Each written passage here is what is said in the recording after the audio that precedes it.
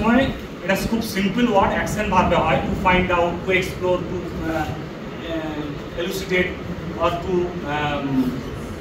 Discover, এই টাইপের action ভাব দিয়ে শুরু করতে হয়।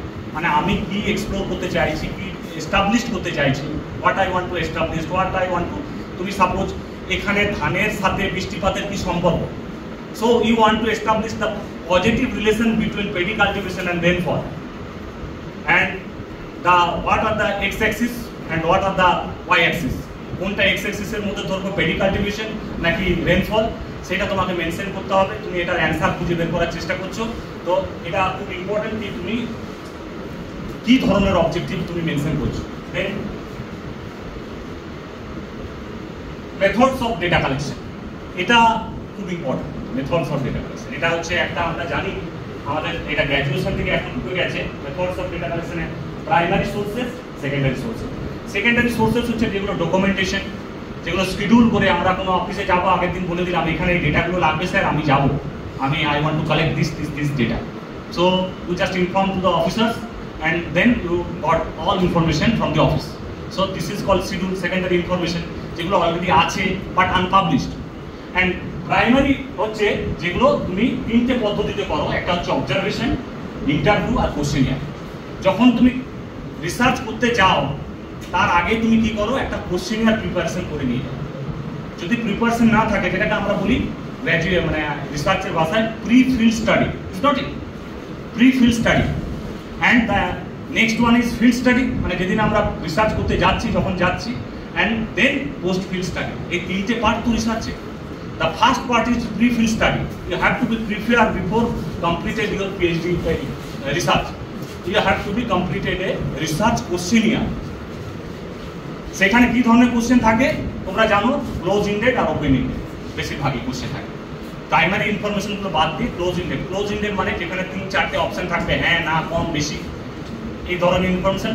আর ওপেন ইন্ডেড হচ্ছে you may ask something from the individual and they try to answer your question, but sometime they ignore your question আর sometime may be answer your question, and that is depend on their maybe they agree or maybe they not agree to answer your question. So that is called interview and questionnaire. And interview is if you want to ask something from the individuals, so you can interview to the respondent. তুমি গিয়ে তাদেরকে জিজ্ঞেস করলে যে আমি interview, but interview করতে গেলে কিছু রেগুলেশন মেনটেন করতে হয়, সেটা আমি পরে দেখাচ্ছি। যে তোমাকে পারমিশন নিতে হবে। আমি তোমাদের একটা ভিডিও দেখাবো, আমরা এই ঝাড়গ্রামে রিসার্চ করতে গিয়ে একটা রিসার্চারের কাছ থেকে আমরা ইন্টারভিউ নিয়েছি তাদের কাছে। তাও আমি বলেছি যে এটা আমি বিভিন্ন জায়গায় দেখাবো, মেবি আমি ফেসবুকেও শেয়ার করতে পারি, তো আপনার পারমিশন আমার চাই। তো ওনার পারমিশন নিয়েছি, ভিডিও অফিসের পারমিশন নিয়েছি, প্লাস আমার কলেজের প্রিন্সিপালের পারমিশন নিয়েছি যে আমি এই ধরনের রিসার্চ করতে যাচ্ছি, তো I want to take permission from your side. তো এটা থেকে হলো you are free from the ethical issues, কেউ তোমার নামে কেস করতে পারবে না। But ethical issues is very much sensitive whenever you want to do PhD. Ethical issue is very important. তুমি কারো কাছ থেকে কোনোটা কপি করছো, যদি তাকে সাইট না করো, তাকে তার যোগ্য সম্মানটা না দাও, then you are in trouble. যে কোনো সময় তোমার বিরুদ্ধে কেস হবে, যেই ছবিটা ও আমার কাছ থেকে কপি করে পেস্ট করেছে, but they don't take permission from my side, আমার কাছ থেকে কোনো রকম পারমিশন নেয়, তো এটা তখন ডিট্র্যাক্ট হয়ে যাবে, তোমার পেপারটা উঠিয়ে নেওয়া হবে, তোমার ইনস্টিটিউশনকে মেল করা হবে যে তুমি এত বড় একটা অপরাধ করেছো, তোমার প্রিন্সিপালের কাছে একটা লেটার আসবে, ইমেল, যে এই ফ্যাকাল্টি মেম্বার বা এই স্টুডেন্ট এই অপরাধ করেছে, আপনি ওকে সিনসিয়ার করুন যেন সেকেন্ড টাইম এই ইনফরমেশন না হয়। Sometimes many journal may be blacklisted you from the research, তোমাকে আর কোনো পেপার পাবলিশ করতে দেবে না। So ethical issue is very important whenever you do research. So observation, এখানে আমার একটা কথা আছে, অবজারভেশন একটা হচ্ছে প্র্যাকটিক্যাল অবজারভেশন, আরেকটা হচ্ছে পারসেপশন। দেখো দুটোর মধ্যে প্রচুর তফাৎ আছে, এটা রিসার্চে খুব বেশি ইম্পর্টেন্ট। সামটাইমস তুমি কি করছো, ওরা কি প্রবলেম ফেস করছে একটা কমিউনিটির উপর, ট্রাইবাল কমিউনিটির উপর তুমি রিসার্চ করছো, ওদের প্রবলেমটা কি, তুমি ওদেরকে জিজ্ঞেস করছো, দ্যাট ইজ দেয়ার পারসেপশন। বাট তুমি একটা জায়গায় গেছো, রিভার ব্যাংক ইরোশন হচ্ছে, তুমি গেছো, রিভার কি কথা বলতে পারে? পারে না। তখন তুমি কি করো, নিজের ভাষায় লেখো যে কেন ইরোশনটা হচ্ছে, what are the causes. But the the thing is same, the observation. তো এটাকে বলা হচ্ছে পারসেপশন। তুমি তোমার পারসেপশন থেকে কি বলছো, ওদের perception, so this two perception is totally different. একজন অ্যান্সার দিতে পারছে না, তোমার পারসেপশন থেকে বলছো, তুমি যেটা মনে করছো সেটাই বলছো। আরেকজন তার নিজের পারসেপশন থেকে বলছে যে আমি কি প্রবলেম ফেস করছি। সো এটা কিন্তু আমাদের প্রাইমারি সোর্সের মধ্যে আছে। এখানে তোমরা জেনারেল স্ট্রাকচার আছে, স্ট্রাকচার কোশ্চেনিয়ার, আনস্ট্রাকচার কোশ্চেনিয়ার, এগুলো তোমরা খুব কমন ম্যাটার, এগুলো ডিপার্টমেন্টে আলোচনা হয়, এগুলো নিয়ে খুব বেশি ডিসকাস করছি না। নেক্সট নেক্সট নেক্সট এটা স্যাম্পল আছে, যে কোশ্চেনারগুলো কেমন হয় তার স্যাম্পল একটা দেওয়া আছে, যে ওপেন এন্ডেড কোশ্চেনার কেমন হয়, what are the sample of open ended question and close ended question sample. Then focus group group discussion is very important. দেখো একটা কথা আছে, why this focus group discussion, participatory urban appraisal, participatory rural appraisal nowadays is very much important for research work. এটা কেন এখন সবচেয়ে বেশি important দেওয়া হচ্ছে? সো আপনি দাঁড়িয়ে আছেন, এক্সট্রিমলি সরি, খারাপ লাগছে দেখে, যদি ম্যানেজ করা যায় একটু বসে যায়। So why that is very important, কি এই যে ফোকাস গ্রুপ ডিসকাশন। দেখো তুমি একটা রিসার্চ করতে যাচ্ছ, কিভাবে আমরা ভুল রিসার্চ করি সেটা তোমাদেরকে বলছি। একটা জায়গায় রিসার্চ করতে যাচ্ছি, আমি 3টে গ্রুপে ভাগ করব ফ্যামিলিটাকে, high income group, middle income group and low income group. তুমি একটা বাড়িতে গেছো রিসার্চ করতে, তুমি গিয়ে দেখছো যে ওর বাড়িতে 2টো গাড়ি আছে, মোটরসাইকেল, একটা 4 হুইলার আছে, 2টো টিভি আছে, ছেলে মেয়ে বসে দারুণ দারুণ খাবার খাচ্ছে। তুমি ওকে জিজ্ঞেস করছো যে আমি সার্ভে করতে এসেছি, আমি একজন রিসার্চার, আমরা এরকম কার কীরকম ইনকাম সেটা জানতে চাইছি, তো আপনার কাছে জানতে চাই আপনাদের মান্থলি ইনকাম কত। ও তো সরকারি গভর্নমেন্ট সার্ভিস করে না, so every right to him or her to say anything to you. So ও কি বলছে, আমার মাসিক ইনকাম হচ্ছে only 10,000 rupees, but the original is income is more than 1 lakh rupees. তাহলে তুমি অ্যাজ এ রিসার্চার এটা কিভাবে করবে? That is very important. In that case the important thing is perception. তুমি কি করবে, পলিসি তুমি খুঁজে বের করার চেষ্টা করবে, বাট তোমার পারসেপশনটাকে বেশি কাজে লাগাবে এবং চেষ্টা করবে ওখানে বাড়ির ছোট ছেলে মেয়েদের সাথে কথা বলা। দেখো কিভাবে তুমি ভাগটা করবে, তুমি কিভাবে সায়েন্টিফিক্যালি ভাগটা করবে, কি এই ফ্যামিলিটা হচ্ছে হাই ইনকাম গ্রুপে। তুমি বাচ্চাকে জিজ্ঞেস করছো তুমি রোজ স্কুলে যাও, ও বলছে যাই। কিভাবে যাও, সাইকেলে? ও বলছে না বাবা 4 হুইলারে করে ছাড়তে। তোমার বাড়িতে টিভি আছে? হ্যাঁ আমার রুমে একটা আছে, দাদার রুমে আছে, মায়ের রুমে আছে, বাবার রুমেও আছে। আচ্ছা তোমার বাড়িতে মোটরসাইকেল আছে? হ্যাঁ 2টো মোটরসাইকেল আছে। তাহলে তুমি কি করবে, ওকে কি তুমি 10,000-এর গ্রুপে ফেলবে? তো ওরা কি হচ্ছে, ওরা সত্যবাদী যুধিষ্ঠির, ওরা তোমাকে মিথ্যা কথা বলবে না। কিন্তু তুমি যখন ফ্যামিলি মেম্বারকে জিজ্ঞেস করছো, they are very clever, they try to hide their actual income because of some government issues, tax issues. So that's why they hide you all these things. But the smaller one, the child, ও কিন্তু তোমাকে কোনো কিছু hide করছে না, ও তোমাকে সব বলে দিচ্ছে। এরপর তুমি তোমার পারসেপশন লাগিয়ে ওকে ফেলো, তুমি ওকে হাই ইনকামে ফেলবে না লো ইনকামে ফেলবে সেটা তুমি করে। এরপরে তারপরেও যখন তুমি পাচ্ছ না, যে এখানে অ্যান্সারগুলো ঠিকঠাক পাচ্ছি না, then you have to try focus, FGD, focus group discussion. সেখানে তুমি অ্যাজ এ ফ্যাসিলিটেটার হিসাবে রোল প্লে করবে। You are a facilitator, you are a researcher, you are a true researcher. তুমি ওখানে বললে যে এনার বাড়িতে তো জলের একবারে ব্যবস্থা নেই, সরকার যদি এরকম এই 5টা বাড়িতে একটু জলের ব্যবস্থা করে ভালো হয়। Due to ego is problem, some other respondent কি করবে, he try to speak something, the truth in front of you. কি ট্রুথ? 2010 সাল থেকে ওর বাড়িতে কল আছে, আমি দেখেছি সরকার থেকে কল পেয়েছে, জল পেয়েছে। এইটা তুমি পাবে একমাত্র ফোকাস গ্রুপ ডিসকাশনের মাধ্যমে। যেন focus group discussion is very important যদি তুমি অ্যাকচুয়াল থিংসটা জানতে চাও। And fourth one is participatory rural appraisal and participatory urban appraisal. এটা এখন rapid participatory rural appraisal and urban appraisal প্রচুর পরিমাণে রিসার্চে ইউজ হচ্ছে। কীভাবে ইউজ হচ্ছে না, সাপোজ আমি ট্রাই করে দেখেছি ঝাড়গ্রামে রিসার্চ করতে গিয়ে, যখন আমি একদিনের জন্য রিসার্চ করতে যাচ্ছি, আমি কিছুই ভালো সায়েন্টিফিক খুঁজে পাচ্ছি না। যখন আমি ওদের কাছে গিয়ে থাকছি, ইন্টারাক্ট করছি, আমি কিন্তু ওখান থেকে প্রচুর ভালো ইনফরমেশন পাচ্ছি। Because generally they are very open minded people, tribal people, very open minded and very good, they are very good. ও তুমি যদি একদিন ওদের সাথে থাকো, খাওয়া দাওয়া করো ওদের কাছে, তুমি যা জানতে চাইবে সব সত্যি বলে দেবে। তো পার্টিসিপেটরি অ্যাপ্রোচটা ইজ ভেরি ইম্পর্টেন্ট। আজকে তুমি চিন্তা করো, যেদিন তুমি প্রথম এই কলেজে এসছো, যে বন্ধু চারটের সাথে মিশেছিলে, আজকে সেই বন্ধুরা কি সেম সিচুয়েশনে আছে, নাকি অনেক বেশি ক্লোজ হয়ে গেছে, তোমার বাড়ি যাতায়াত শুরু হয়ে গেছে, খাওয়া দাওয়া শুরু হয়ে গেছে, ট্রিট দেওয়া শুরু হয়ে গেছে? Is not it. So that is the true fact কি আমরা যতক্ষণ না পার্টিসিপেটরি অ্যাপ্রাইজারটা ইউজ করবো, ততক্ষণ the actual things we can't find out the actual things or actual problem of the area or actual problem of the community. So if you try to find out the actual problem or actual issues of the community, you have to be participated with them, you have to be stay with them, you have to be in touch with them.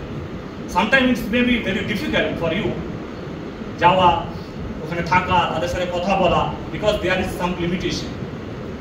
ও একটা ভাষায় কথা বলছে, তুমি ব্যঙ্গ করলে, that is maybe creating bigger issue for you, maybe create a big problem for you.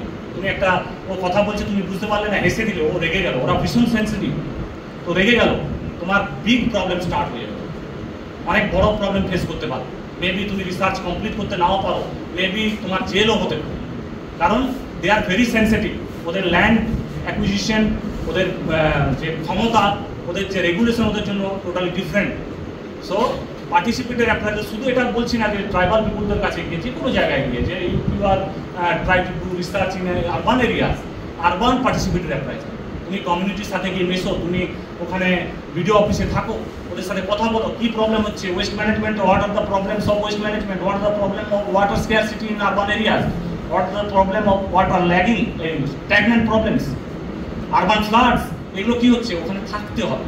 একদিনে গিয়ে research হবে না। আমরা কি করি স্টুডেন্টে, আমরা দীঘা চলে গেলাম, কোস্টাল এরিয়া চলে গেলাম, কোথায় ল্যান্ড ডিগ্রেডেশন হচ্ছে সেখানে দেখতে চলে গেলাম, গনগনি চলে গেলাম, একদিন গিয়ে দেখে চলে এসে একটা রিসার্চ তৈরি করলাম।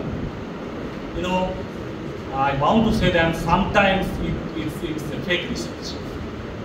Okay, because the actual things may be different if you stay there in 3-4 days, 7 days, 10 days or 2 months or 3 months.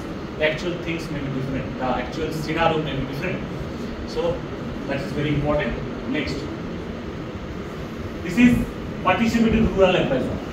একটা গ্রামে গিয়ে কথা বলা, তাদের সাথে মেশা, তাদের সাথে খাওয়া। শ্যামলবাবু অনেক ভিডিও শেয়ার করেন, আমি দেখি বিভিন্ন গ্রামে গিয়ে কোথায় হেরিটেজ আছে, কোথায় মন্দির আছে। এটা কি অ্যাকচুয়ালি ব্যাপারটা হচ্ছে কি, যে না মিশলে ওই অ্যাকচুয়াল ইনফরমেশনগুলো পাওয়া যায় না, যে এটা কবে স্থাপিত হয়েছে, কিভাবে হলো, এর পিছনে প্রি হিস্ট্রি কি আছে, প্রেজেন্ট কেন এটাকে ইগনোর করছে, কেন এটা আপলিফমেন্টের জায়গায়, হেরিটেজ কনজারভেশনের জায়গায় যাচ্ছে না। সো এই জিনিসগুলো কিন্তু তুমি বুঝতে পারবে না ওখানে না গেলে, না থাকলে, না মানুষের সাথে কথা বলে। আর তুমি যেটা দেবে your own perception, maybe sometimes 100% correct or maybe sometimes 100% wrong. Next,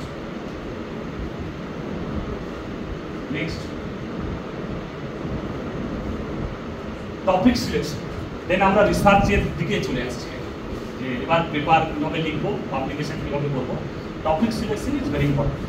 কখনো এরকম করবে না টপিক সিলেকশন করতে গিয়ে, তোমার প্রজেক্টের হোক, ডিজার্টেশনের হোক, যে টপিকটা আমি আমার মন থেকে নয়, আমি আমার সুপারভাইজারের কাছ থেকে নিচ্ছি, আমার মন যেটা চাইছে সেই রিসার্চটা আমি করতে চাইছি না, এটা কোনোদিন করবে না। অবশ্যই there is some similarity between your, there is some connection between your supervisor and your mentality. দুজনে যদি টপিকে এক্সপার্ট না হয়, তোমার সুপারভাইজার ওই টপিকে এক্সপার্ট নয়, তাহলে তুমি ভালো রিসার্চ করতে পারবে না। So you have to be contacted with the supervisor, then you have to be consulted with the supervisor, then you select your topic. কোনটা বেশি ইম্পর্টেন্ট হবে আমার ক্ষেত্রে, আমি কোনটা ভালো করতে পারবো, your supervisor may be guide you because he is the or she is the expert of research. Okay, তো topic selection is very important. ওই যে বললাম ছেলেটা যে আবেগের বসে একটা টপিক সিলেকশন করে নিল, মাওবাদীদের উপর রিসার্চ করবে, দিয়ে সমস্যায় পড়লো, দিয়ে টপিকটাকে চেঞ্জ করতে হলো, তার গাইডকে চেঞ্জ করতে হলো, কারণ আগের যে টপিকটা ছিল সে সোশ্যাল সায়েন্স থেকে, কিন্তু সেকেন্ড যে গাইড সে এলো, তার টপিক শুরু হলো সোশ্যাল সায়েন্স থেকে জল।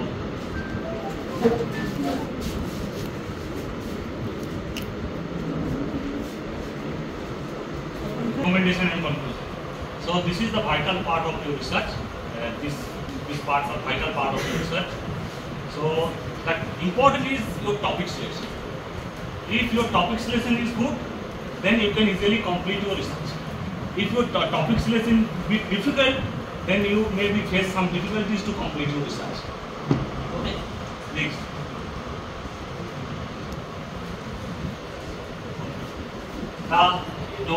About research, this is my last opinion. Research is not an accidental discovery. এটা একটা অ্যাক্সিডেন্টাল নয় যে আমি রিসার্চ করতে চাইলাম, একটা টপিক সিলেক্ট করে আমি রিসার্চ করে ফেললাম। রিসার্চ হচ্ছে বাংলাতে বলতে পারো সাধনা, ইংরেজিতে you can say that research is a passion. Your 100% interest you have to be put to do or complete the research work. যদি তোমার 100% এফর্ট না থাকে, যদি তোমার ইন্টারেস্ট না থাকে, তাহলে তুমি রিসার্চটা ভালো করে কমপ্লিট করতে পারবে না। সামটাইমস দ্য রিসার্চার মাঝখানে কি হয়, they left the research because of some difficulties. কিছু মেয়েরা এমন টপিক চুজ করে, একজন মেয়ে চুজ করেছে একটা টপিক, লাস্ট টাইম কথা হচ্ছিল রাজীব গান্ধী ইউনিভার্সিটিতে, যে ওখানে একটা রিভারের উপরে সিলটেশন কেন বেশি হয়। তো সে একদিন গেছে যে সিলটেশন কীভাবে হয়, বলছে আজকে কোনো অফিসে আসেনি ম্যাডাম কেউ, আপনাকে নিজেকে দড়ি বেঁধে নামতে হবে নদীর মধ্যে, এবং আপনাকে মাপতে হবে যে সিলটেশনটা কতটা বেড়েছে।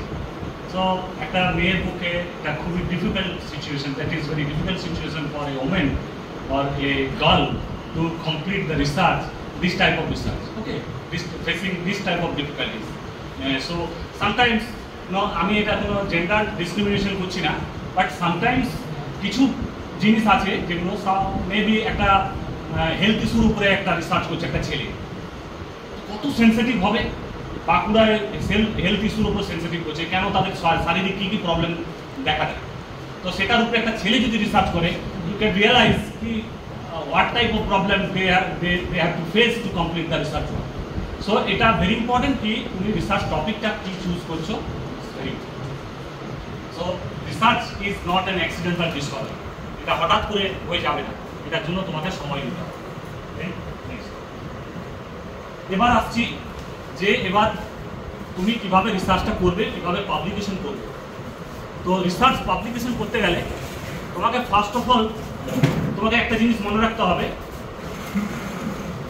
প্রথমে বলেছি যে অ্যাবস্ট্রাক্টটা ভালো করে রেডি করতে হবে, then introduction section, that is very important.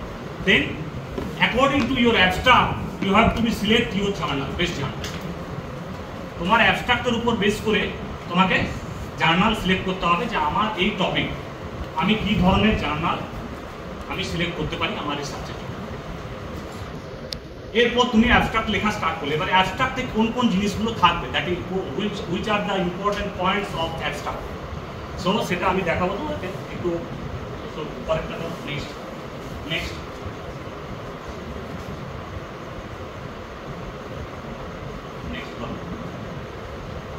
এটা হচ্ছে abstract.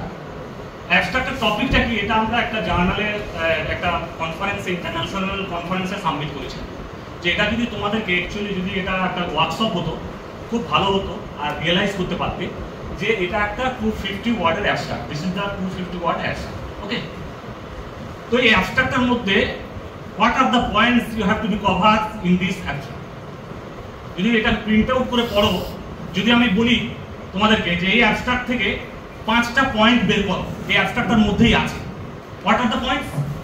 First of all introduction, background of your research. Second one is problems and objective, okay. Third one is methodology. Fourth one is result and discussion, and the last one is recommendation and conclusion. Actually abstract you have to write your abstract after the finish of your research paper. সবাই কি করে আগে abstract লেখে, that is totally wrong, totally absurd. You have to be finish your research paper, then you have to be write down your abstract. কেন? পুরো রিসার্চটা করলে তবে তো তুমি সামারিটা পাবে, তবে তো তুমি অ্যাবস্ট্রাক্টটা লিখতে পারবে। এবারে দেখো ওই পয়েন্টগুলোকে আমি নেক্সট স্লাইডে কভার করেছি, তুমি পুরো প্রিন্ট আউট করে পড়লে বুঝতে পারবে যে কোনটা কোন জায়গা। ব্যাকগ্রাউন্ড দিয়েছি, কলকাতা সিটি এই এয়ার কোয়ালিটি ইন্ডেক্সে সাফার করে, কলকাতা সিটিতে এয়ার কোয়ালিটি ইন্ডেক্স বা প্রবলেমটা দেখতে পাওয়া যায়? একটা ব্যাকগ্রাউন্ড দিয়েছি প্রথমে, ইন্ট্রোডাকশন, কলকাতা সিটিটা কি ধরনের প্রবলেম দেখতে পাওয়া যায়, this is the background or introduction section of your research. Then the objective, this study investigate the awareness among the inhabitants of Kolkata regarding the air quality of Kolkata city. এটাই তোমার objective তো, কারণ আমার টাইটেলটা কি আছে, assessing air quality index awareness use in Kolkata city. Air quality সম্পর্কে কে কতটা জানে কলকাতার পপুলেশনের লোক, মানে কলকাতার পিপুল, সেইটা নিয়ে আমার রিসার্চ। তো আমার ইনভেস্টিগেশনটা কি, যে মানুষরা এয়ার কোয়ালিটি সম্পর্কে কতটা জানে সেইটা নিয়ে আমার রিসার্চ, সেটাই তোমার অবজেক্টিভ। নেক্সট হচ্ছে the result and discussion part. আমি কি দেখতে পেলাম, এই রিসার্চের আউটকামটা কি? I have found that 70% of the people, they know about the index, air quality index or awareness. They know what is bad quality air, they know what is good quality air, what are the limitation, what are the problems, why air quality is fluctuating, all these things they know. এটা আমি এই result discussion পার্টে লিখেছি। রেকমেন্ডেশনে লিখেছি যে how they do know about the problems of bad air quality and what are the solution of this problem, আমরা কিভাবে এই সলিউশনটা করতে পারি, how we are helping to increasing the awareness of air quality index in Kolkata city। এটা আমরা এখানে করতে পারি রেজাল্ট ডিসকাশন, এই রেকমেন্ডেশনের সেকশনে, যে কিভাবে আমরা অ্যাওয়ারনেসটা বাড়াবো, যে কোনটাকে আমরা ব্যাড কোয়ালিটি এয়ার বলছি, কিভাবে বুঝবো ওটা ব্যাড কোয়ালিটি এয়ার, এটাতে কি প্রবলেমস আসে, কেন ওটা অ্যাভয়েড করবো, সেটা আমরা রেকমেন্ডেশন এন্ড কনক্লুশন সেকশনে দিয়েছি। Then you have to write down at least 5 to 6 keywords. এই কিওয়ার্ডসটা আমরা অনেকে জানি না কিওয়ার্ডসটা কি। যখন তুমি এর যে কোনো একটা জিনিস সার্চ করবে এয়ার কোয়ালিটি ইন্ডেক্স, তখন তোমার এই পেপারটা চলে আসবে। যখন তুমি সার্চ করবে ওয়েস্ট বেঙ্গল এয়ার কোয়ালিটি, এই পেপারটা চলে আসবে। যখন তুমি সার্চ করবে এয়ার কোয়ালিটি অ্যাওয়ারনেস কলকাতা বা এয়ার কোয়ালিটি অ্যাওয়ারনেস, তুমি 10টা পেপার দেখবে, তার মধ্যে এই পেপারটা আছে। So that is the important of keywords. So keywords also very sensitive. So তুমি কি সিলেক্ট করছো keyword, that is very important. তো এইটা হচ্ছে তোমার assessing the air quality index in Kolkata city, তার অ্যাবস্ট্রাক্ট। এটার বেস করে আমরা আগে অলরেডি এর পেপারটা কমপ্লিট করে ফেলেছি। এবার তুমি ওই পেপারের মধ্যে রেজাল্ট ডিসকাশনের ছবি দেবে, তুমি গ্রাফ দেবে, তুমি বিভিন্ন ধরনের ফ্লো ডায়াগ্রাম দেবে, কীভাবে রিসার্চটা করেছো, রিসার্চ মেথোডোলজি ফ্লো ডায়াগ্রাম, তুমি কোশ্চেনিয়ার অ্যানেক্সারে কোশ্চেনিয়ার অ্যাটাচ করবে, কী কী কোশ্চেনিয়ার ইউজ করেছো, কোন ধরনের কোশ্চেনিয়ার ইউজ করেছো, এটা তোমার রিসার্চে তুমি যতটা ভালো করো। But abstract is good, very important. But যখন তুমি এইটা ইন্ট্রোডাকশন লিখবে, তখন তোমাকে দেখতে হবে যে ইন্ট্রোডাকশনের আগে গ্লোবাল এয়ার কোয়ালিটিটা কী জিনিস, ইন্ডেক্সটা কী জিনিস, কোথায় কোথায় এয়ার কোয়ালিটি খারাপ পৃথিবীর, ইন্ডিয়ার কোথায় খারাপ, তুমি দিলে দিল্লি, যেগুলো যেগুলো মেগা সিটি, দিল্লির খারাপ, মুম্বাইয়ের খারাপ, কেন খারাপ, কতজন জানে এয়ার কোয়ালিটি সম্পর্কে দিল্লিতে, মুম্বাই, ইন্ডিয়ার বেস করে। তারপরে দিলে তুমি Kolkata, mega city of Kolkata. এটা হলো তোমার logical explanation of your introduction section. তখন এতে কি হলো, তোমার গ্লোবাল রিডারটা বাড়লো। যত তুমি গ্লোবাল রিডারদের জন্য লিখবে, অ্যাকসেপ্টেন্সের চান্স তত বেশি থাকবে জার্নাল। কারণ তোমার পেপারটা শুধু ওয়েস্ট বেঙ্গলের পিপুলরা পড়বে না, maybe the New York people from New York, they are very much interested to read your paper. একটা পেপার লিখেছিলাম, পেপারটা হচ্ছে remote sensing GIS application of transportation. কীভাবে remote sensing GIS application use করে ট্রান্সপোর্টেশনে কীভাবে অ্যাক্সিডেন্টটাকে কমানো যায়। এখন অনেকে রিসার্চ করছে আমাদের এই এলিফ্যান্ট পেরিফেরি, যেগুলোতে dominated zone, human elephant conflict হয়, কীভাবে রিমোট সেন্সিং ইউজ করে ম্যান এলিফ্যান্ট কনফ্লিক্টটাকে কীভাবে এটা সলভ করা যায়। অনেকে রিসার্চ করছে বাঁকুড়া, পুরুলিয়ার মধ্যে। বাট কানপুরের একজন ভদ্রলোক রিসার্চ করেছে যে কীভাবে কানপুরে রিমোট সেন্সিং জিআইএস ইউজ করে কীভাবে অ্যাক্সিডেন্টটা কমানো যায়, application of remote sensing and GIS. তো ওখানে যখন এটা ইউজ করা হলো, জার্নাল জানতে চেয়েছে ওর কাছে একটা কোশ্চেন, যে এটা অ্যাকসেপ্ট করবো কেন, why we accept this paper in this global reputed journal। আপনার কাছে এটা প্রথম কারণ জানতে চাওয়া, চিফ এডিটর জানতে চেয়েছে। তখন উনি বিউটিফুলি, যেটা বলে লজিক্যালি অ্যান্সারটা দিয়েছেন যে this application not only applicable in Kanpur city, we may applicate or we may application this remote sensing in GIS in many mega cities of across the world. আমি যদি নিউ ইয়র্কেও এই রিমোট সেন্সিং জিআইএস ইউজ করি ট্রান্সপোর্টেশনে, সেখানেও অ্যাক্সিডেন্টটা কমবে। ওই একটা অ্যান্সারের জন্য ওর পেপারটা accepted, not only for this only one answer, আরও ভালো পেপারটা ছিল, কোয়ালিটি ভালো ছিল, but your answer is your feedback is very much important. যে এটা যে শুধু আমার কানপুরের অ্যাক্সিডেন্ট কমাবে তা নয়, ওই মডেলটা ইউজ করলে আমি নিউ ইয়র্ক যে কোনো পৃথিবীর যে কোনো মেগা সিটিতে ইউজ করে আমি অ্যাক্সিডেন্ট কমাতে পারি। ইটস নট ইট। আমি ম্যান এলিফ্যান্ট কনফ্লিক্টের উপরে আমি একটা রিসার্চ পেপার করছি, কীভাবে রিমোট সেন্সিং জিআইএস হেল্প করবে যে ম্যান এলিফ্যান্ট কনফ্লিক্টটা আমাদের বাঁকুড়া সালতোরা ফরেস্টে হেল্প করবে। ওখানে যে রেল লাইনটা আছে বেশিরভাগ সময় হাতি মারা যাচ্ছে কিন্তু ইলেকট্রিক্যাল ইস্যু। তুমি এটা অ্যাপ্লিকেশন করলে এখানে তোমাকে বললো যে এটা একটা রিমোটলি স্টাডি, আমি এই গ্লোবাল পেপারে এটা তৈরি করবো না, তুমি মেনশন করলে যে this model may be applicable in global study. যে কোনো পৃথিবীর অনেক জায়গায় ফরেস্ট আছে, ডেন্স ফরেস্ট, যেখানে ম্যান এলিফ্যান্ট কনফ্লিক্ট হয়, সেখানেও এই মডেলকে ইউজ করলে তারা উপকৃত হয়। So that should be your answer, that should be your logical answer, that should be your logical answer, that's why May be your paper is successful. Okay, so your answer is very important, your research is very important, whether it is regionally or it is globally focused. অনেক সময় কি হয়, তোমারটা খুব রিজিওনালি, অনেকে দেখবে অনেক ভালো ভালো এখন জার্নালে এই অ্যান্সারটা দেয়, but if you logically answer then may be your paper accepted for publication. Okay, তো আগের স্লাইড যাও,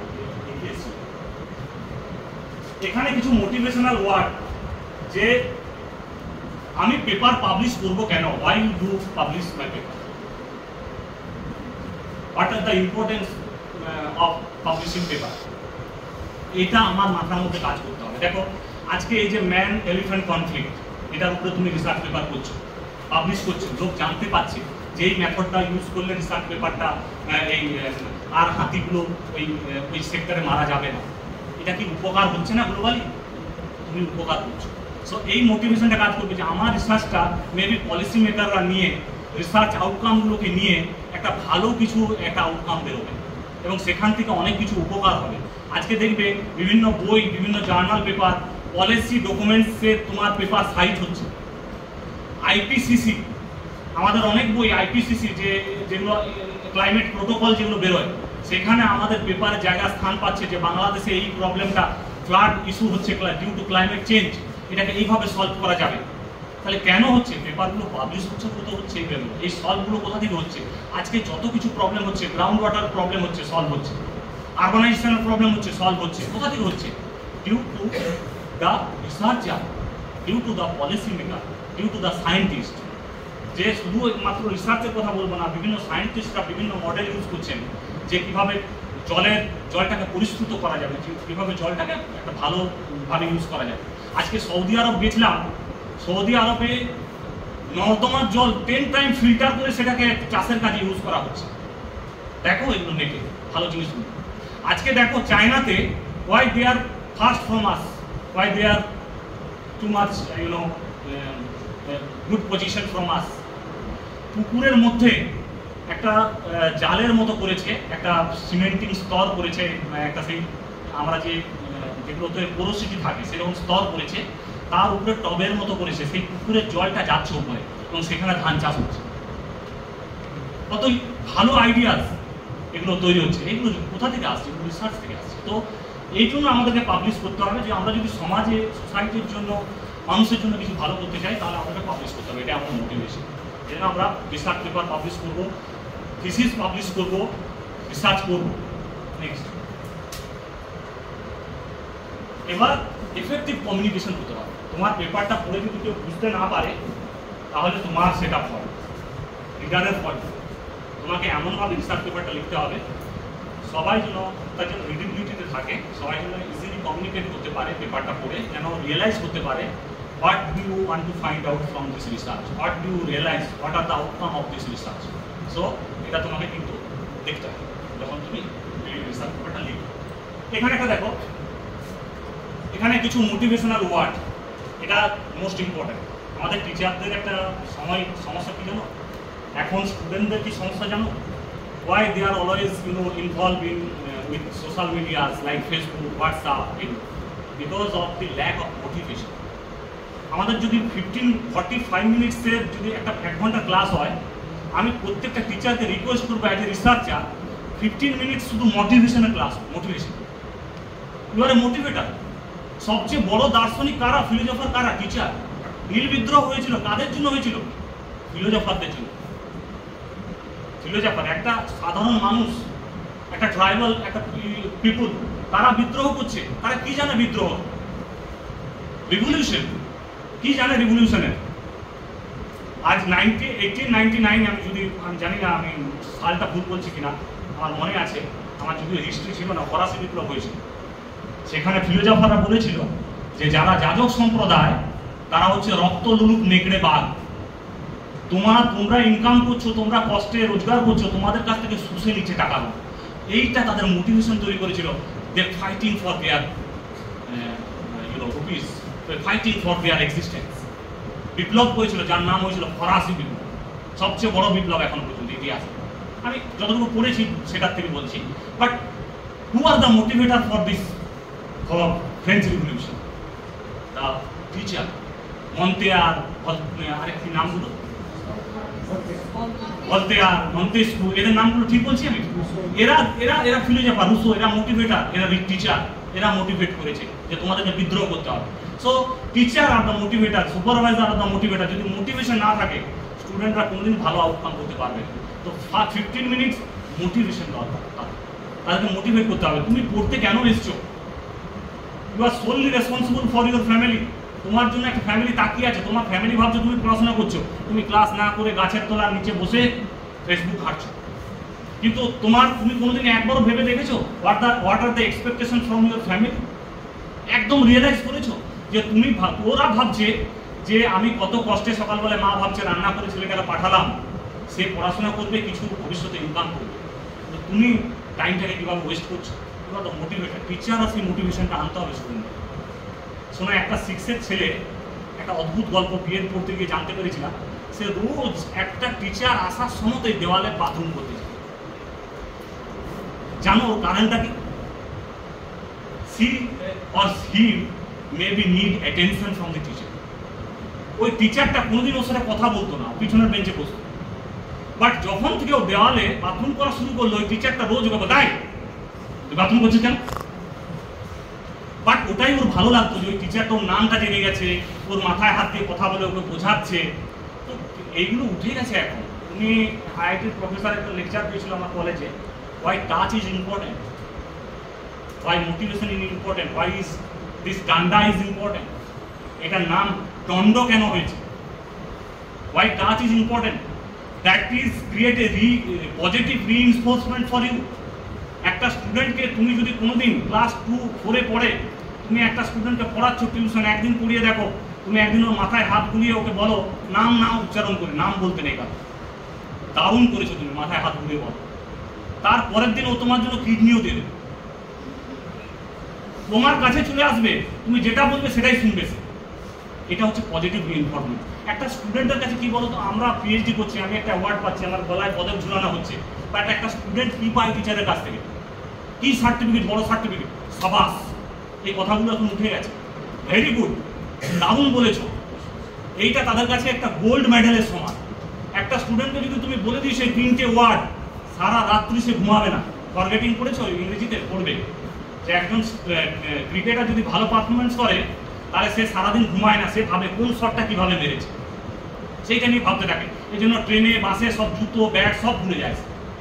ফরগেটিং বলেছে, একটা কোর্স ছিল আমাদের, আমরা যখন এইচএসে পড়বে। So if you can't explain something simply, you did not understand it well. যদি তুমি এক্সপ্রেস করতে না পারো তাহলে তুমি বুঝতেও পারবে না। একটা স্টুডেন্ট দেখবে, টিচার দেখবে একটা স্টুডেন্টকে প্রচণ্ড মারছে, তুমি 100% ধরে নেবে যে সে তাকে বোঝাতে পারেনি, টিচারটার দোষ 100%। যদি টিচারটা বোঝাতে পারতো তাহলে ওকে কোনোদিন মারতো না, ও মারই খেত। বলে বোঝাতে পারছে না বলে, ও যখন বোঝাতে পারছে না ওর মধ্যে রাগ তৈরি হচ্ছে যে বুঝতে পারছে না, মারি তাহলে বুঝবে। But that is not the to solve the problem, that is not the situation to solve the problem.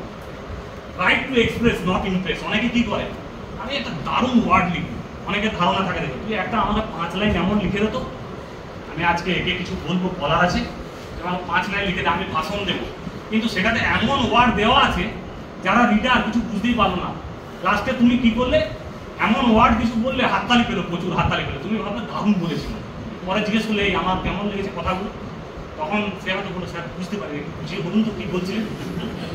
So that is your expression is very much, কি তুমি এক্সপ্রেস করছো, কতটা রিডেবল হচ্ছে সেটা, কতটা কমিউনিকেশন হচ্ছে, আই টু আই কন্ট্যাক্ট কতটা হচ্ছে, that is very. So consider your audience, এটা আমি বারবার বলছি, ইউর অডিয়েন্স কারা, কারা পেপারটা তোমার পড়বে, very important. Follow kiss method, keep it simple and soft. অনেক সময় অনেক লেখার চেষ্টা করো, বাট আলটিমেট ওই যে 3 ইডিয়টস আছে না, कहना क्या चाहते हो, কিছু করে তুমি এক লাইনে বললে সাফ কথা বলে, কিছু কিছু ছেলে আছে তুমি বলি আমি সাফ সাফ বলি, যা বল সাফ সাফ ইজ ভেরি ইম্পর্টেন্ট। কারণ সামটাইমস তুমি যদি ঘুরিয়ে বলো, সে আবার তোমাকে ঘুরিয়ে জিজ্ঞেস করবে এটা কিভাবে হলো। সো সেই তার থেকে ভালো তুমি ডাইরেক্টলি বলো, সাফ সাফ বলো। তো সাফ বলাটা হচ্ছে ভেরি ইম্পর্টেন্ট, এবং 100% 90% people they like direct communication. আছে না direct communication, indirect communication, direct communication is better than indirect. Next এটা তো বলে দিলাম, এটা বলে দিলাম। এখানে সবসময় চেষ্টা করবে যে প্যারাগ্রাফটা লিখছো সেটা 10 to 15 ওয়ার্ডসের মধ্যে লেখা, এবং সিম্পলি অ্যাক্টিভ ভয়েস। জানো তো ইংরেজিতে এই কথাগুলো তো একটু শুনে থাকবে, অ্যাক্টিভ ভয়েস। অনেকে থাকে that's why, this is why, this is the problem, that's why, এইসব না, direct word, active voice. But sometimes active voice কি করলে অনেক সময় প্লেগারাইজড হয়ে যায়, তখন তোমাকে এটাকে বলা হয় সিম্পল সেন্টেন্স, তাকে তোমাকে কমপ্লেক্সে নিয়ে যেতে হবে। সামটাইমস তোমাকে am, is, are, why, that's why, that is why, এই টাইপের ওয়ার্ড তোমাকে যোগ করতে হবে due to plagiarized issue. Okay, plagiarism issue. So এখানে তোমাকে, এখানে দেখো আমি একটা এক্সাম্পল দিয়েছি যে intensive rainfall increases the risk of soil erosion. এটা তো ট্রু, যদি বেশি রেইনফল হয় that may be increases the soil erosion.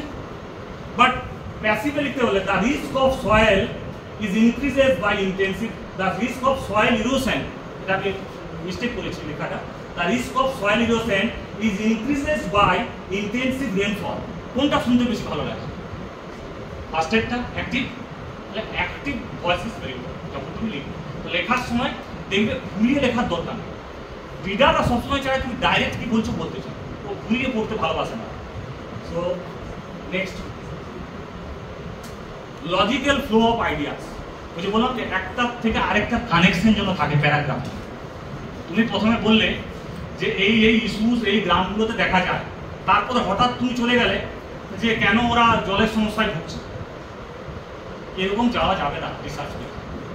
Logical flow, কি ইস্যু, ওই ইস্যুগুলো কোথা থেকে আসছে, and why this issues persist in this particular study areas, you have to be mention in a logical way. কিভাবে logical ওয়েতে হবে পরের প্যারাগ্রাফে আছে, আমি মেনশন করছি তোমাকে। নেক্সট দেখো, এখানে আমার একটা রিসার্চ পেপার পাবলিশ হয়েছে, তার থেকে একটা লাইন তুলেছি, because I am from geography background, so most of my example from geography. So যদি কেউ অন্য ডিপার্টমেন্টে থাকো তারা রিয়েলাইজ করতে পারবে, বাট এটা যারা জিওগ্রাফি বা এনভায়রনমেন্টাল সায়েন্স বা রিমোট সেন্সিং জিএস তারা আরও ভালো রিয়েলাইজ করতে পারবে কি বলতে চাইছি। দেখো এখানে আমি লিখেছি দ্য গালি erosion, soil erosion is global phenomena. এই ব্যাপারটা আমার আপনারা তোমাদের বা আপনারা যা আছেন মেনশন করি যে সুশোভনের সাথে আমার এই পেপারটা পাবলিশ হয়েছে একটা খুব রেপুটেড জার্নালে, এখান থেকে পার্টটা তুলেছি। তো দ্য গালি erosion, soil erosion is a global phenomena, but it can be promoted by the local geographical condition। কেন গালি ইরোশনটা হয়, এই ওয়ার্ডটা কি কোনো পার্টিকুলার কিছু বললাম না, গ্লোবালি বললাম, সবার কাছে বুঝতে সহজ। এটা একটা গ্লোবাল কথা, ইন্ট্রোডাক্টরি ওয়ার্ড। ওকে, দেন আমি বলছি, দেন একটা গ্লোবাল রিজিয়নকে বলছি, মেডিটেরিয়ানিয়ান রিজিয়ন। ওকে, এটা একটা ক্লাইমেটিক রিজিয়ন, তোমরা জানো, ভূমধ্যসাগরীয় অঞ্চল, নিরক্ষীয় অঞ্চল। দেন ওখানে আমি প্রবলেম বলছি যে ওখানে কেন ওই সয়েল লসটা হয়। দেন আমি ওই মেডিটেরিয়ানিয়ান রিজিয়নের আদনা প্রভিন্স বলে একটা মাইক্রো লেভেল রিজিয়ন, সেই জায়গাটাতে কেন হয় এই যে মেডিটেরিয়ান রিজিয়নে এটা দেখতে পাওয়া যায়, কেন ওখানে হয়, কোন কোন ফ্যাক্টরসগুলো কাজ করে সেটা আমি মেনশন করেছি। সো এটা বলতে চাইছি আমি যে তোমার ইন্ট্রোডাকশন সেকশনে, রেজাল্ট সেকশনে, ডিসকাশন সেকশনে you have to be mention the logical flow of ideas. You have to be try to incorporate the logical flow of ideas of your research. দেখো এটার মধ্যে একটা লজিক্যাল জিনিস আছে, কানেকশন আছে একটা প্যারার সাথে আরেকটা প্যারা, আমি কোনো ডিসকানেক্ট করিনি একটা সাথে আরেকটা। সো এটা ভীষণ ইম্পর্টেন্ট, পুরো through out the research paper তোমাকে এই লজিক্যাল কানেকশনটা এইভাবে মেনশন। নেক্সট, এখানে তোমাকে কতগুলো স্টেপ আছে যে এরপর রিসার্চ পেপারটা লেখা হলো কিভাবে তুমি জার্নালটাকে সিলেক্ট করো। ধরো তোমার সয়েল ইরোশনের উপরে জার্নাল, তুমি সোসাইটি জার্নাল সিলেক্ট করছো, সে কেন নেবে, তার ইম্পর্টেন্ট কি সোসাইটি সয়েল ইরোশনে, যদিও এখানে কমিউনিটি ইনভলভ, বাট ওটা ওর টার্গেটেড এরিয়া নয়, ওর মেন ফোকাস এরিয়া নয়। সেই জন্য তোমাকে দেখবে, তোমরা যারা রিসার্চ পেপার পাবলিশ করতে যাও, আমি দেখলাম ইন্দোনেশিয়াতে, মালয়েশিয়াতে, সৌদি আরবে, জাপানে ঘুরে দেখলাম যে most of the researcher from the many background, from the master degree student, they try to publish their research paper, but আমাদের এখানে এই চলটা নেই। এই জন্য আমরা good researcher, but very very late outcome, আমরা অনেক লেটে যাই। বাট যে কোনো জায়গায় গেলে বলবে আমাকে একটা ইন্ডিয়ান রিসার্চার পাবো, ওরা ভালো কাজ করে। সত্যি এটা পজিটিভ আউটকাম যে ইন্ডিয়ান রিসার্চাররা দারুণ কাজ করে, but they are very late outcome, মানে অনেক দেরি করে স্টার্ট করে রিসার্চ। সো আমাদেরকে মাস্টার ডিগ্রি থেকে স্টার্ট করতে হবে, এবং এখানে তোমাকে টার্গেট জার্নালগুলো দেখতে হবে। তুমি যদি দেখো এলসিভারে আছে জার্নাল ফাইন্ডার বা জার্নাল সাজেস্টার স্পিনজারে, তুমি এমডিপিআই জার্নাল বললে এমডিপিআই যত জার্নাল আছে চলে আসবে, তোমার টপিক কোনটা সেই টপিকের উপরে তোমাকে পড়তে হবে। দেখবে প্রত্যেকটা জার্নালে লেখা থাকে aim of the journal, aim, okay, এমটা পড়বে, ওখানে লেখা থাকে যে কোন কোন এরিয়াতে পেপার এরা পাবলিশ করে। Then you can easily submit your paper, and there is a 10% chance to be peer review of your paper. If your paper quality is very good, then there is a 10% chance to accept your paper. Okay, so targeted journal important. Manuscript এর গাইডলাইনটা দেখতে হবে। কিছু কিছু জার্নালে ওই যে যেমন অ্যাবস্ট্রাক্টটা দেখালাম না, ওরা বলে যে ওই 5টা পয়েন্টকে মেনশন করে দাও তোমার অ্যাবস্ট্রাক্টে কোথায় কোথায় আছে। আবার কিছু কিছু জার্নাল বলে অ্যাট এ টাইম লেখো, কোনো মেনশন করা থাকবে না। তাহলে তোমার ওই সব জিনিসগুলো থাকছে বাট ইনভিজিবল, ওই পয়েন্টগুলো সব থাকছে বাট ইনভিজিবল, তুমি দেখতে পাচ্ছ না।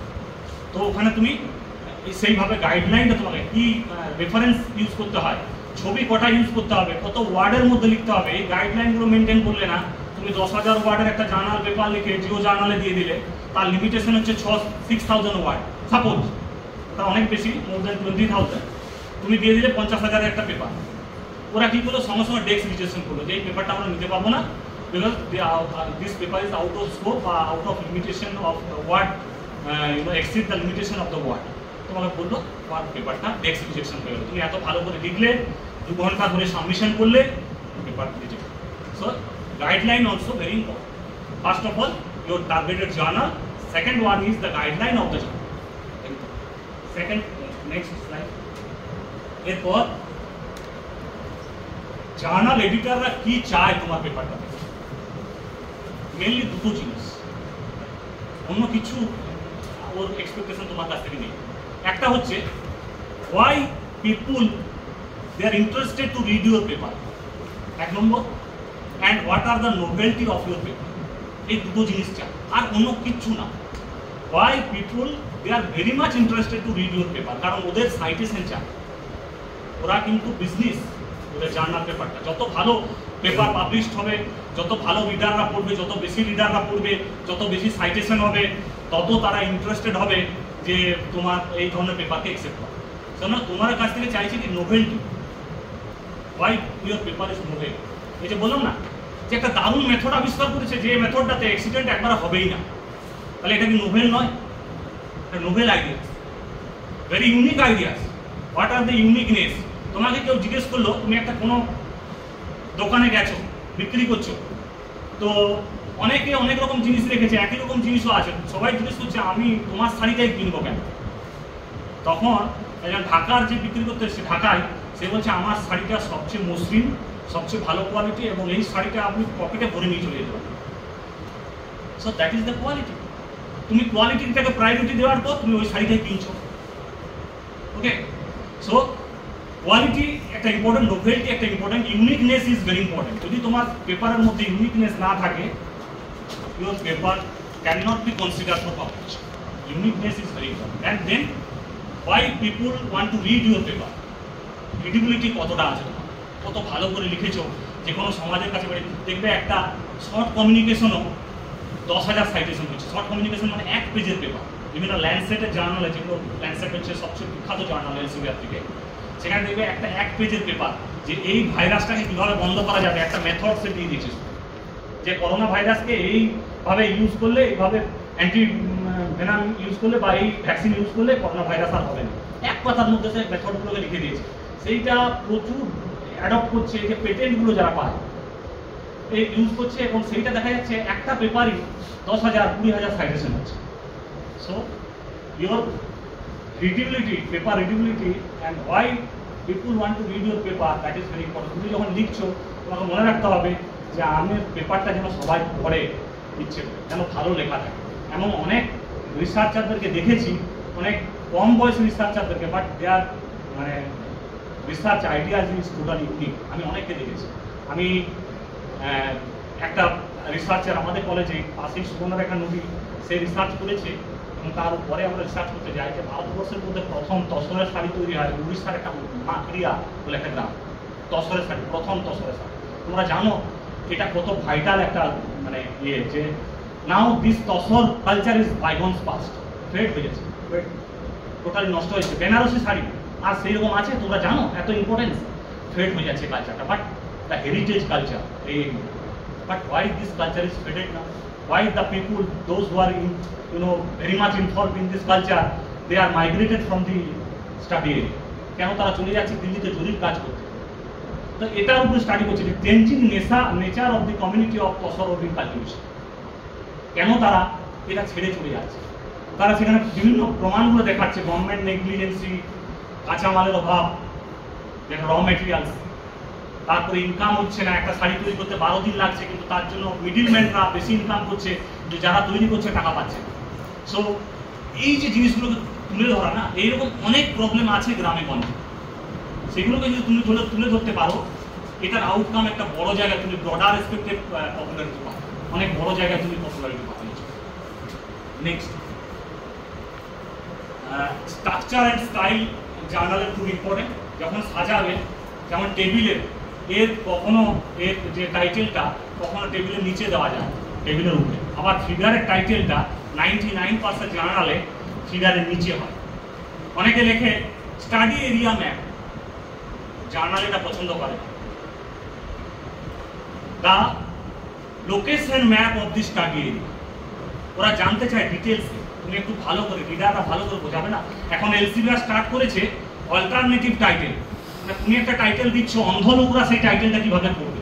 তোমাকে ডিটেলসে লিখতে হবে। This picture, this image depicts that the location map of the study area of this village, of this district, of this block, of this country.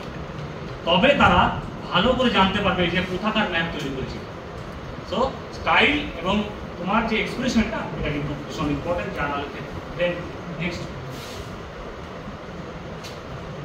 এই যে ইউনিকনেস বললাম, তোমাকে সবসময় চেষ্টা করতে হবে কেউ আগে পাবলিশ করেনি, এই কথাটা তোমার মাথার মধ্যে যেন ঢুকে যায়। আমি যে ওয়ার্ড, যে মেথডটা ইউজ করছি, যে টপিকটা ইউজ করছি, এটা আগে কেউ কোনোদিন মেনশন করেনি, কেউ কোনোদিন এই ধরনের রিসার্চ করেনি। সো এটা মোস্ট ইম্পর্টেন্ট। তোমার যখন তুমি want to submit your paper, যখন তুমি you have to write down your paper from the very beginning, এই কথাটা রেখে তোমাদের রিসার্চ পেপার রেখে করতে হবে। Before you start, identify hot topics. এটা তোমাকে দেখতে হবে আতস মাস দিয়ে কোন ধরনের জায়গায় রিসার্চ হচ্ছে না, কিন্তু অনেক ভালো স্কোপ আছে, সেগুলো তোমাকে দেখতে হবে, আতস মাস দিয়ে দেখতে হবে। জেনারেল যদি তুমি করো, অনেক টেকনিক আছে, অনেক মেথড আছে জেনারেল, সেগুলো বলবে এই ধরনের পেপার প্রচুর পাবলিশ আছে, আমি আর এটা নেবো না তোমার পেপার। তুমি এত কষ্ট করে করবে, তোমার পেপার পাবলিশ হবে না। But if there is any uniqueness, then your paper can be easily accepted. So তোমাকে দেখতে হবে যে হট টপিক কোনগুলো, কোন জায়গায় রিসার্চ হচ্ছে না। এই যে বললাম তসর কমিউনিটি, এই জায়গায় রিসার্চ হচ্ছে না, কেন তারা বঞ্চিত হচ্ছে, রিসার্চ হচ্ছে না? এখন প্রচুর গ্র্যান্ট পাচ্ছে, এই ধরনের রিসার্চ হচ্ছে বলে। এখন হেরিটেজ, এই যে দেখো আগে রিসার্চ হতো না, এখন দেখবে প্রচুর রিসার্চ হচ্ছে ইন্ডিজিনিয়াস নলেজ। এটার ইম্পর্টেন্স কি? একটা ছোট্ট গল্প বলি তোমাদের। আমি মিজোরাম ইউনিভার্সিটিতে গেছিলাম, আমাদের বাঁকুড়াতে আছে হাতিরামপুরের কাছে, আমাদের এখানেও আছে। আমি সারেঙ্গা দিয়ে আসার সময় দেখলাম নদীটা আছে না, তার দুই পাশে সিমেন্ট করে দিয়েছে, জলটা যাতে রিভার ইরোশন না হয়। বাট এটার কি কোনো প্রবলেম আছে? কোনো প্রবলেম আছে? এই যে সিমেন্ট করে দেওয়ার ফলে না, এটা সুবিধা, রিভার ইরোশনটা হচ্ছে না, দ্যাট ইজ গুড। না, প্রবলেম আছে। প্রবলেম আছে কেন বলো তো? জলটা পার্কুলেশন হচ্ছে না, গ্রাউন্ড ওয়াটার রিচার্জ হতে পারছে না, জলটা যাচ্ছে না মাটির ভেতর দিয়ে, আশেপাশের জমিগুলো ময়েশ্চার পাচ্ছে না, that is right. Okay, but মিজোরামে কি করেছে জানো? ওদের ওখানে ছোট ছোট বাঁশ গাছ আছে। তুমি দেখবে কোনো জায়গায় তুমি ধান চাষ করেছো বা কোনো সবজি চাষ করেছো বা কোনো জায়গায় জল এসে লেগে যায়, অনেক সময় দেখবে যে তার কাটার বেড়া দেওয়া থাকে, বা তোমার যাতে জলের ভেতরে না ঢুকে, কোনো ছোট পোকামাকড় না ঢুকতে পারে, জানলাতে অনেক সময় ছোট ছোট জাল দেওয়া, মশারা যাতে না ঢুকে। তাহলে কি হলো, এই যে জালটা শুধুমাত্র যে মশা মাকড় আটকাচ্ছে তা নয়, অনেক সময় জলের যে ঝাঁকটা আসছে সেটাও আটকে দিচ্ছে। বুঝলো ঠিক? ওরা কি করছে, ছোট ছোট বাঁশ গাছগুলো নদীর দুই ধারে দিয়ে দিয়েছে। এটার ফলে কি হচ্ছে, এটা তাদের কোন নলেজ থেকে দিচ্ছে, ইন্ডিজিনিয়াস নলেজ। ফলে জলের পার্কুলেশনটা হচ্ছে, রিভার ব্যাঙ্ক ইরোশনটা একবারই হচ্ছে না। সো এটা হচ্ছে আমাদেরকে বলছি যে ইন্ডিজিনিয়াস নলেজ, মানে ইন্ডিজিনিয়াস পিপুল, তারা আদিবাসী পিপুল, তারা অনেকদিন ধরে আছে। ইন্ডিজিনিয়াস মানে যে আদিবাসী পিপুল মানে শুধু যে ট্রাইবাল তা নয়, যারা অনেকদিন ধরে একটা জায়গায় আছে। আজকে তুমি ভাবো চেন্নাইয়ে, অন্ধ্রপ্রদেশে due to tsunami there is a devastating scenery, but Andaman Nicobar দ্বীপপুঞ্জের লোকদের কিছু হচ্ছে না কেন? তারা কি করে বেঁচে আছে? কিছু হচ্ছে না বলবো না, তারা কি করে সার্ভাইভ করে আছে? Because of their indigenous knowledge, own knowledge, traditional knowledge. আজকে ট্রাইবালরা দেখবে, তোমরা কিছু ডাক্তার কিছু হলেই এলোপ্যাথিক ওষুধ খাও, জ্বরের ওষুধ, প্যারাসিটামল, বাট ওরা খায় না, ওরা কি ধরনের একটা পিঁপড়ে নিয়ে খেয়ে নেয়। এইটা আমরা কনজার্ভ করতে পারছি না, but that is natural sources, that is traditional knowledge. এটাতে কোনো অ্যান্টিবায়োটিকের কাজ করে, এটাতে কোনো পেটের ক্ষতি হয় না, but if you consume too much antibiotic you may be suffering from liver issues, so much health issues. So that is very very important. কোন ধরনের টপিকটা তুমি চুজ করো।